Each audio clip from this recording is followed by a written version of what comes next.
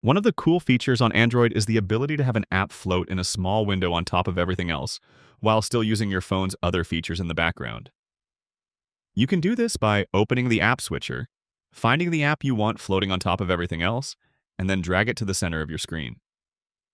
If you drag it too high, it'll open as a split screen app, which is a different multitasking function. Release it in the center and you'll get a pop-up window with that specific app. Now you can continue to use your phone normally, and that floating window will stay on top of everything else.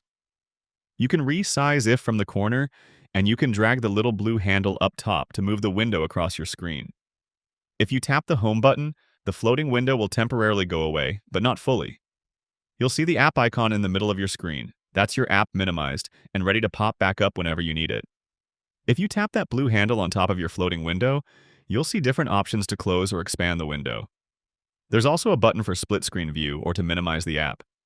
If you want, you can use the toggle on the far left to have these controls always visible on top of your floating window. Another way to add a floating window is to open the app switcher, tap the app icon on the top, and choose Open in Pop-up View. And that's it. Useful little feature and makes it easier to multitask on your Android phone.